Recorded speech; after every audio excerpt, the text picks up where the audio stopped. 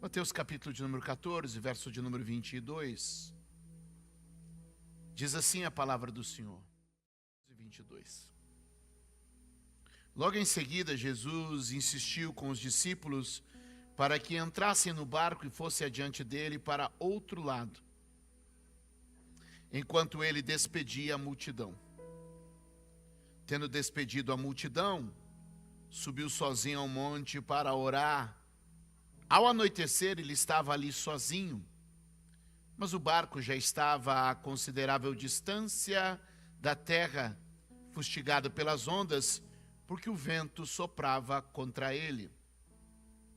Alta madrugada, Jesus dirigiu-se a eles, andando sobre o mar. Quando viram andando sobre o mar, ficaram aterrorizados e disseram: é um fantasma, e gritaram de medo. Mas Jesus imediatamente lhes disse: coragem, sou eu, não tenham medo. Senhor, disse Pedro, se és tu, manda-me ir ter ao teu encontro por sobre as águas. Venha, respondeu ele.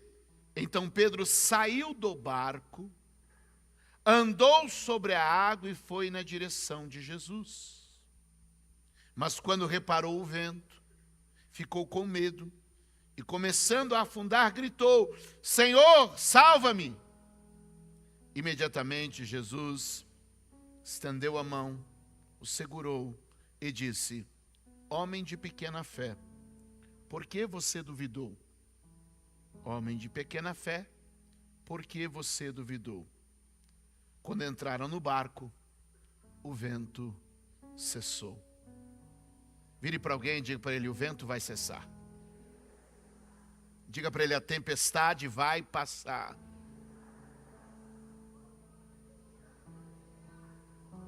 Fecha seus olhos e diz para você mesmo: o vento vai cessar. A tempestade vai passar.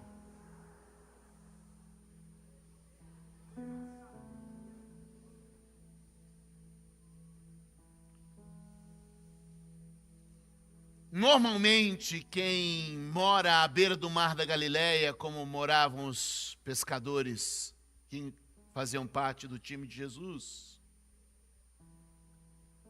sabe ler o tempo. Então é muito provável que os discípulos, naquele final de tarde, quando Jesus diz para eles: entra no barco e vai para o outro lado, tinham a percepção de que estava armando um temporal. O texto coloca, logo no verso 22, em outros textos correlatos, que foi necessário uma insistência. Foi necessário uma insistência. A expressão no grego que, por exemplo, Lucas vai usar é: Jesus os obrigou. No sentido de forçou.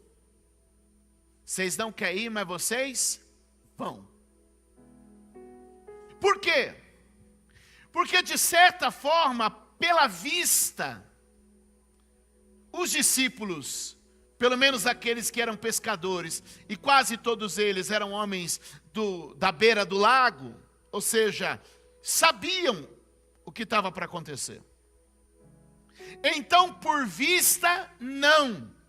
Por vista, não vamos entrar. Por vista, não vamos atravessar. Por vista, deixa para amanhã. Mas Jesus quer tirar você da sua condição de andar por vista e colocar você numa condição de andar por fé. Segura na mão de alguém, mas segura firme para ele saber que você está aqui, de maneira que ele sinta. Diga para ele: às vezes, ele te expõe a uma situação para revelar uma fraqueza que precisa ser tratada.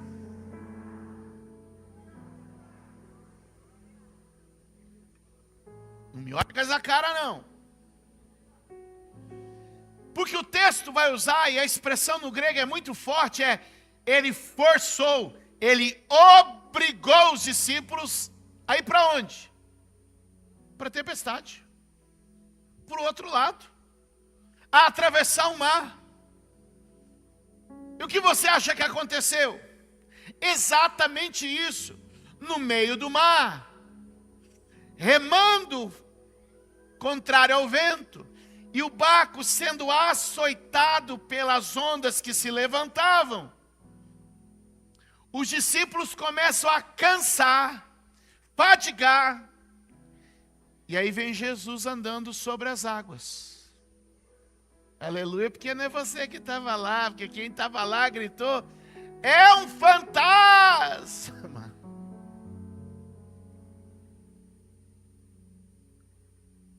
Porque quando Jesus vem nesse processo sobre as águas, e os discípulos começam a gritar de medo, o que aconteceu? Uma fraqueza foi revelada. Anota isso, fraqueza revelada. Fraqueza revelada no reino de Deus é fraqueza tratada. Fraqueza exposta no reino de Deus é fraqueza que vai ser superada. Às vezes Deus te coloca numa situação onde você tem a sua fraqueza exposta para Deus tratar. Então essa pressão, essa tempestade não te mata. Ela expõe dentro de você para que haja tratamento. O exame não é teu inimigo. Embora o exame denuncie a doença estava lá antes do exame. Não é o exame que trouxe a doença. O exame revelou uma doença silenciosa, oculta, escondida. Deus está dizendo, ei, eu estou usando a tempestade para como um exame da tua vida. Talvez essa tempestade que você está passando seja um exame que está buscando algo dentro de você para dizer, ó, está aqui, tem uma fraqueza, está aqui, tem um medo, está aqui, tem uma insegurança. E eu vim com uma palavra profética de Deus para te dizer, Deus quer te levar a um lugar de coragem. Eu vou gritar isso aqui até que todo mundo pegue. Deus quer te levar a um lugar de coragem.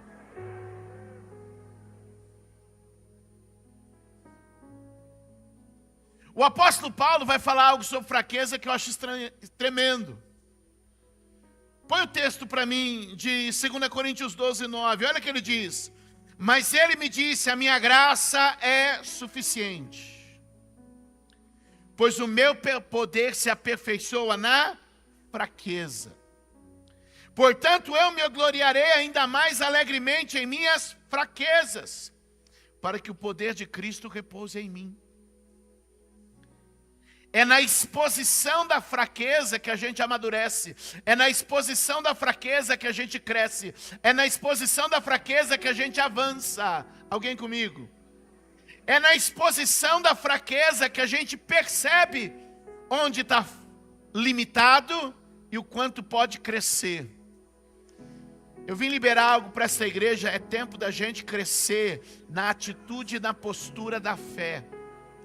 É tempo da gente se posicionar de maneira em que a fé continue conduzindo os nossos passos. E se você tem uma fraqueza moral, se você tem uma fraqueza emocional, se você tem uma fraqueza mental, se você tem uma fraqueza de postura, de atitude, se você tem uma fraqueza na fala, no comportamento, eu vim te dizer, Deus não quer te envergonhar com ela, mas Deus quer te tratar nela e revelar o poder que liberta neste lugar. Hoje Deus está aqui para te levar a um nível além. Alguém? Talvez é uma fraqueza do descontrole. Quando algo sai do jeito que você não quer, fica fora da tua vontade, você se transforma, é um bicho. Talvez a sua fraqueza seja as tentações da vida, quando surge algo que seduz você, você se rende, você se entrega. Talvez a sua fraqueza seja emocional. Quando algo sai do script, você se abate, você mergulha numa profundidade de tristeza. Alguns respondem de um jeito, outros respondem de outro, mas eu quero dizer, a fé te estabiliza. Alguém pode dizer comigo: a fé me estabiliza. Gente de fé precisa ser estável. Gente de fé não pode desesperar, porque é no desespero que acaba com o casamento, é no desespero que agride, é no desespero que fere os filhos, é no desespero, meu amado irmão, é no desespero que põe a perder um negócio ou trabalho. Quando você é tomado por um espírito de medo, o medo te descontrola. Quando você perde o controle das coisas, o diabo entra e faz tragédia. Diga comigo: uma fraqueza exposta não é vergonha. Uma fraqueza exposta no reino de Deus será uma fraqueza tratada.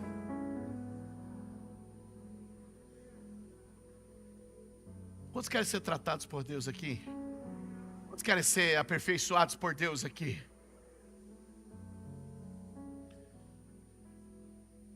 A fraqueza exposta naquela hora foi revelada no medo. E é curioso que Jesus grita exatamente o contrário disso. Tem medo aqui, Jesus diz: não tema. Repete comigo: no reino de Deus, coragem é ordem.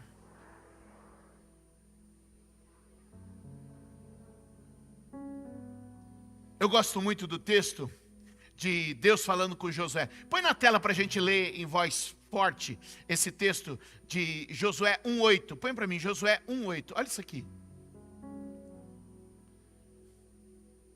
1:9, perdão.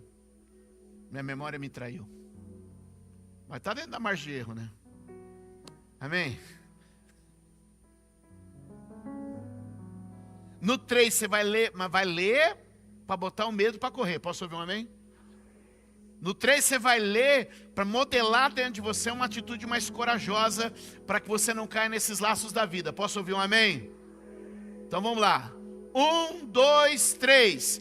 Não fui eu que ordenei a você. Esteja forte e corajoso. Não se apavore, nem desanime, pois o Senhor, o seu Deus, estará com você por onde você andar.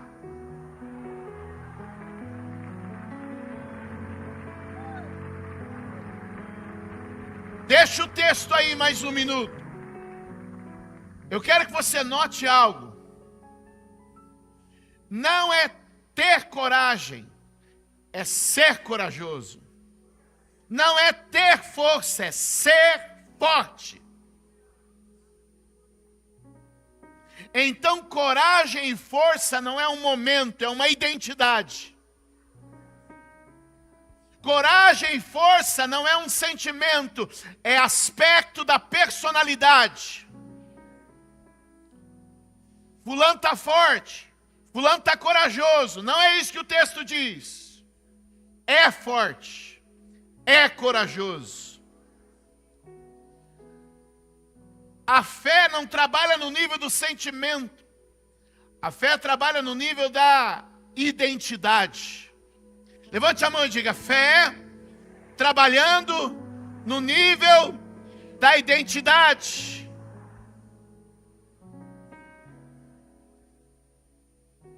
Então não tem coragem, é corajoso. Não está forte, é forte. Não tem pureza, é puro.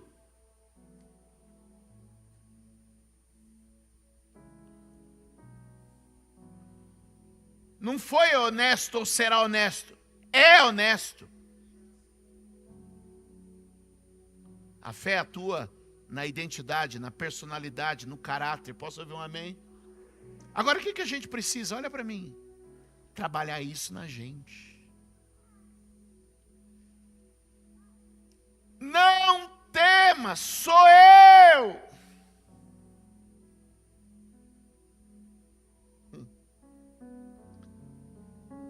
E quando você acata a palavra de Deus,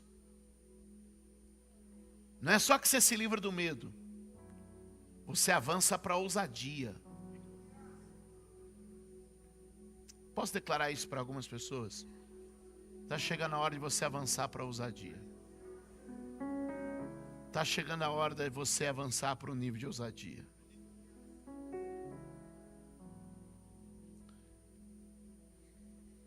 Pedro disse: Senhor, se és tu. Estou gritando assim porque estava longe, a tempestade era alta. Senhor, se és tu, dá ordem para que eu vá ter contigo. E Jesus: você quer andar como eu ando, Pedro? Olha essa frase que eu acabei de dizer. Andar como eu? Andar como eu? Vem! Pedro sai do barco. Diga comigo: ousadia.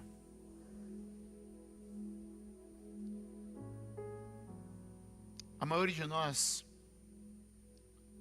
só vai de fato sair da média do nosso redor se tiver um ato de ousadia. A maioria de nós só vai mudar a vida que tem se tiver um ato de ousadia. E o Espírito Santo está tratando isso aqui com algumas pessoas, porque chega de andar por vista, está na hora de andar por fé. O que Pedro fez foi sair do campo do natural e começar a atuar no campo do sobrenatural. O que você precisa nesse ambiente é ir para a dimensão da fé. É na dimensão da fé que a gente muda, é na dimensão da fé que a gente cresce, é na dimensão da fé que a gente progride, é na dimensão da fé que a gente se transforma. E é essa ousadia de sair da média, essa ousadia de sair da mesma, essa ousadia de sair do normal, essa ousadia de sair do ordinário. Porque Deus quer se revelar na sua vida, mas você precisa dar um passo para fora do ordinário. E a maioria das pessoas está recheada de potencial, de promessa, de capacidades, de bênçãos acumuladas sobre a sua cabeça. Mas se você não evoluir para a ousadia, você nunca vai sair do ordinário. Repete comigo: avançando para a dimensão da fé. Isso é aplicável em todas as áreas da sua vida. Como viver uma vida de ousadia sem ser uma pessoa inconsequente? Isso é importante. Há muita gente que na desculpa da ousadia se tornou inconsequente. Aí comprou coisa que não podia pagar, assumiu compromisso que não conseguia honrar, e tudo em nome da fé. Sim ou não? Sim ou não? Tudo numa expressão de Deus proverá.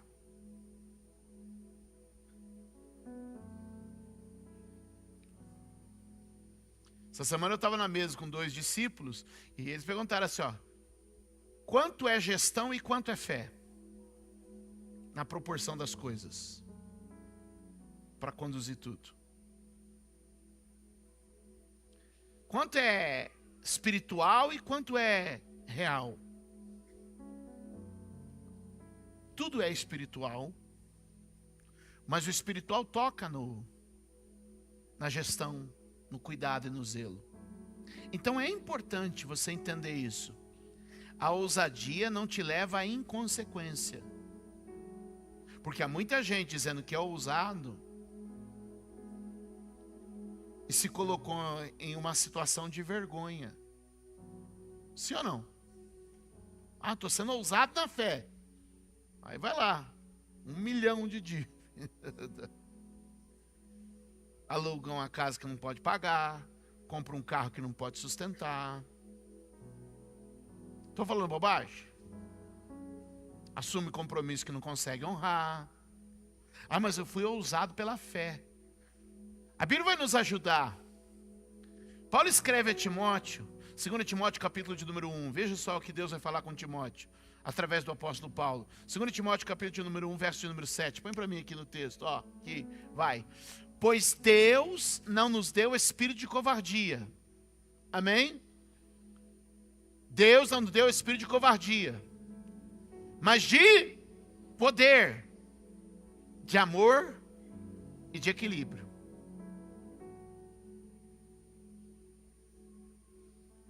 Diga comigo, poder e amor ligado ao equilíbrio.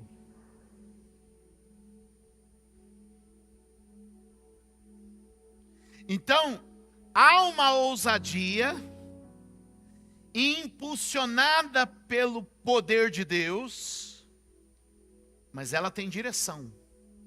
Ela tem, porque equilíbrio é isso. A ousadia é potência, o equilíbrio é a direção.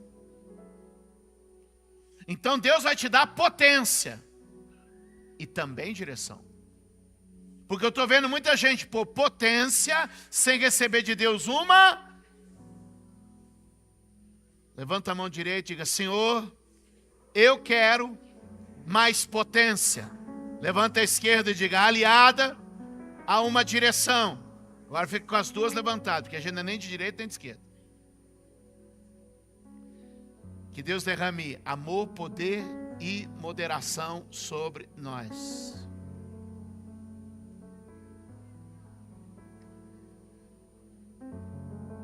Bate o nome de alguém e diga: deixa a potência de Deus revestir você.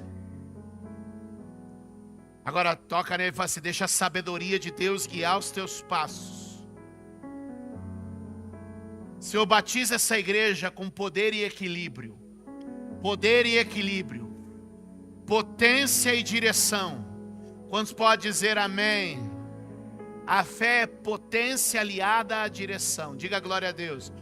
Por fé tem potência e direção. Diga aleluia.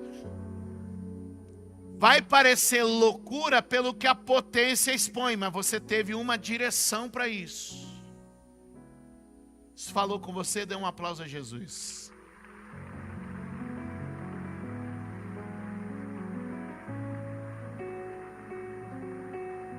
Há muita gente enrolada porque quis viver uma potência sem uma.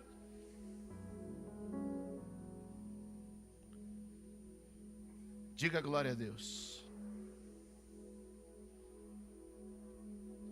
Eu vou rapidinho aqui, porque o nosso horário já foi. Glória a Jesus. Então agora a gente tem Pedro andando sobre as águas, vivendo na dimensão da fé. Diga comigo, vivendo na dimensão da fé. Quando você vive na dimensão da fé, você contraria algumas leis. As leis da física, por exemplo, né? A lei da gravidade puxa você para baixo. Mas ela não tinha mais poder sobre Pedro, porque ele estava na dimensão da fé, né? A lei da dinâmica dos fluidos, né? Qualquer coisa com uma massa, né, mais densa do que o outro corpo, que a água ia afundar. É uma lei. O Newton escreveu isso aí, mas quando você anda na dimensão da fé, essas leis não operam mais sobre você. O que Pedro estava fazendo agora era andar numa outra dimensão de vida. E eu quero esse batismo para mim, esse batismo para você também. Que a gente viva numa dimensão sobrenatural. Que a gente aprenda a viver nessa dimensão do sobrenatural. E eu quero orar por você para isso. E agora Pedro está vivendo essa dimensão do sobrenatural. onde ele anda como Jesus andava, onde ele anda como Jesus estava andando, onde agora ele experimenta o que poucos homens ou ninguém havia experimentado. Ele está em uma outra dimensão de fé. Não é mais o físico comandando, é o espiritual sobressaindo. Mas o que aconteceu com Pedro no episódio? Afundou. E por que ele afundou? Porque ele tirou os olhos de Jesus. Paulo vai escrever e dizer, olhando firmemente. Diga comigo, olhando firmemente. Qual o segredo de andar por fé? Olhar firmemente para Jesus, pois Ele é o autor e o consumador da nossa fé. Jesus é o início e o fim, Jesus é o começo e o final, Jesus é o alfa, Jesus é o ômega. Quando os meus olhos estão firmes nele, a minha fé permanece, mas se eu desviar o meu olhar para o vento e para as ondas, a minha fé enfraquece. Quantos querem andar por fé aqui? Digam glória a Deus. Quantos querem andar por fé aqui? Digam glória a Deus. Então você precisa parar de andar por vista.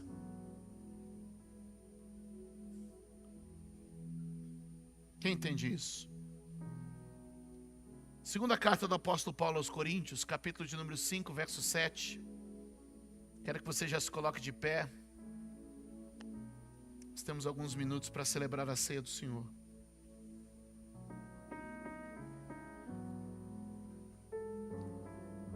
Eu quero...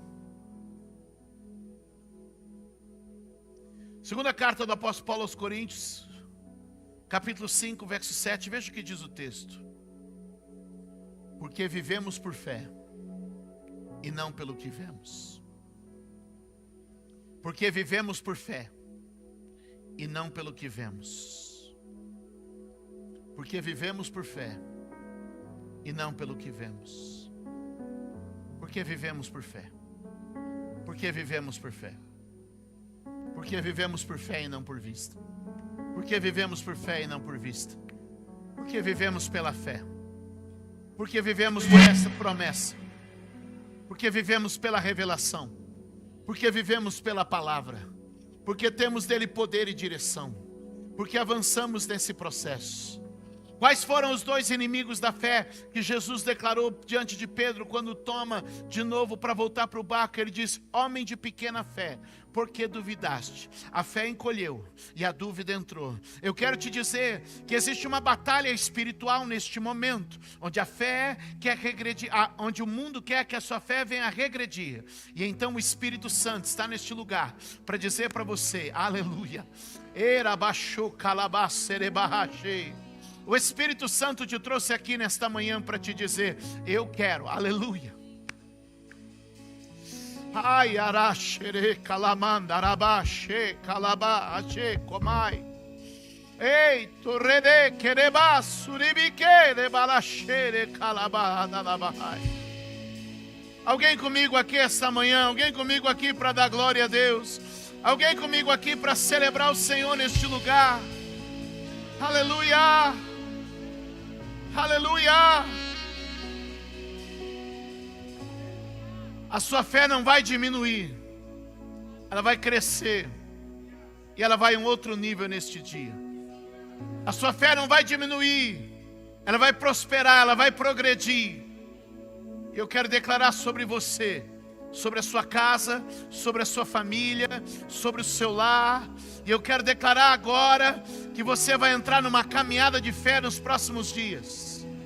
Que você vai vibrar na fé, perceber na fé, vai realinhar seus pensamentos na fé.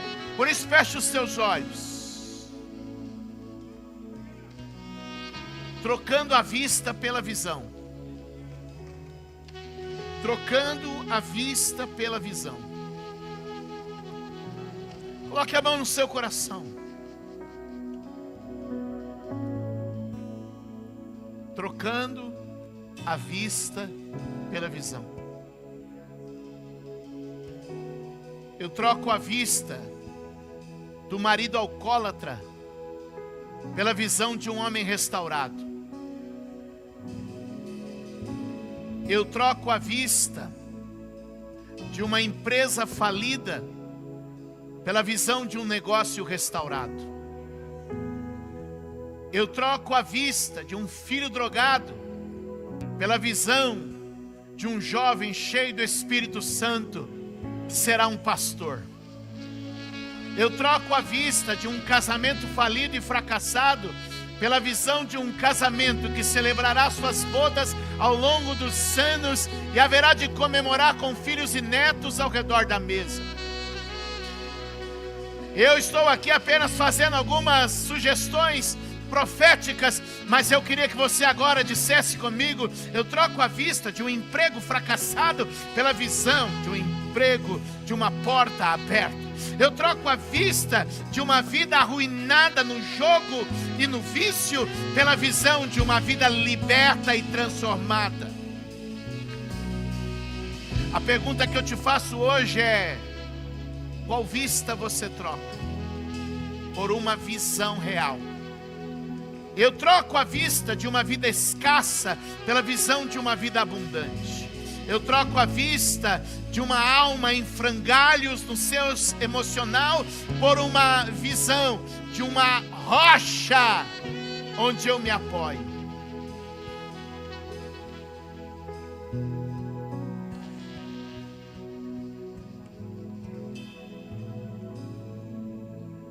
Pare de enxergar e comece a ver. Pare de enxergar e comece a ver. Eu vejo. Eu vejo uma igreja restaurada, santa, que serve ao Senhor. Eu vejo uma igreja que adora e é comprometida na celebração com o Deus Todo-Poderoso.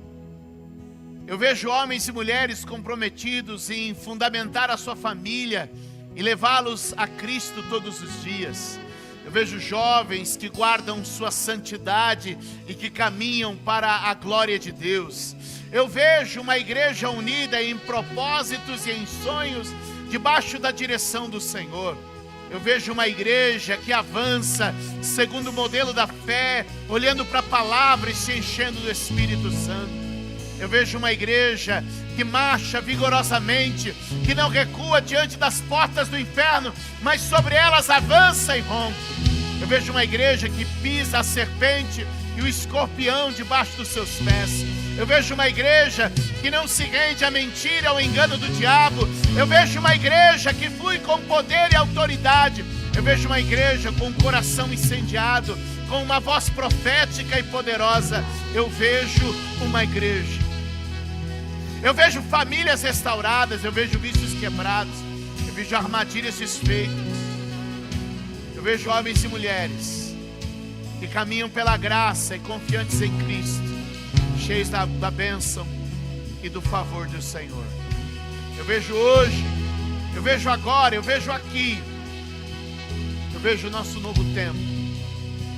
Eu vejo novas histórias. Eu vejo outro nível e a nova estação. Eu vejo o inverno passando. A primavera vem e vai tudo florescer de novo. Vai anunciar os frutos de um novo tempo na sua vida. Eu vejo em Cristo Jesus milagres extraordinários, sinais maravilhosos. Eu vejo.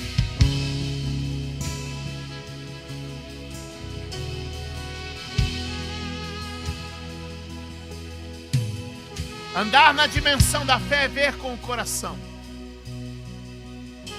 Eu vejo. Eu vejo. Eu vejo. Aleluia.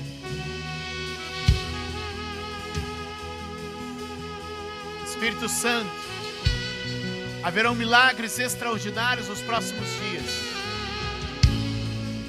Pois avançamos para um nível de fé ainda maior. Quem crê nisso,